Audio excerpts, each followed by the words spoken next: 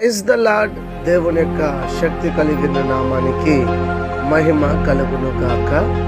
ఈరోజు దేవుని యొక్క వాగ్దానము కొరింథీయులకు రాసిన మొదటి పత్రిక 14వ అధ్యాయము 1వ వచనము. ప్రేమ కలిగి ఉండుటకు ప్రయాసపడుడి, ఆత్మ సంబంధమైన వరములను ఆసక్తితో అపేక్షించుడి, విశేషముగా మీరు ప్రవచన వరమును అపేక్షించుడి అని ఇక్కడ రాయబడి ఉంటుంది. ప్రియులరా, మనము అందరితో ప్రేమ కలిగి ఉండుటకు మనల్ని మనము సిద్ధపరచుకోవాలి. శత్రువులతో సహితము మనం ప్రేమ కలిగి ఉండుట ఎంతో మంచిది. దేవుడు శత్రువుల్ని కూడా మిత్రులుగా చేసుకున్న ప్రకారము మన ప్రేమతో శత్రువుల్ని కూడా మిత్రులుగా చేసుకోగలుగుతాం అన్న విషయాన్ని మర్చిపోవద్దు.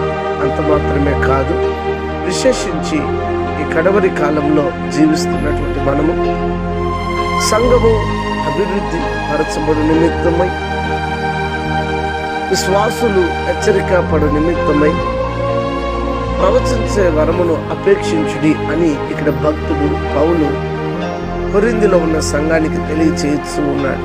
ఎందుకంటే ప్రవచనము ద్వారా మనిషిని హెచ్చరిక చేయొచ్చు, తను వెళుతున్న మార్గము తనకు తెలియచేయొచ్చు. పరిశుద్ధాత్మ దేవుడు తేట తెల్లగా సమస్తాన్ని బయలుపరుస్తాడు గనుక ప్రవచన వరాన్ని అపేక్షించండి అని పౌలు అన్న ప్రకారముగా మీరందరూ కూడా దేవుని సముఖంలో అధికముగా కాచుకొని ఉండండి. కృపావరాలు పలు విధములుగా ఉన్నప్పటికీ స్పష్టంగా 9 రకాలైనటువంటి కృపలను గూర్చి, వరములను గూర్చి రాయబడడం జరిగి ఉన్నది. ఆ కృపా వరములను జ్ఞాపకం ఉంచుకొని ముందుకు అందులో ఏదో ఒకటి మనం కలిగి ఉందాం. ముఖ్యముగా ప్రేమ కలిగి ఉందాం, దైవాశీర్వాదములు పొందుకుందాం.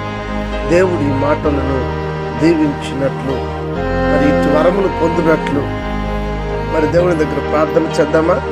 ప్రార్థన.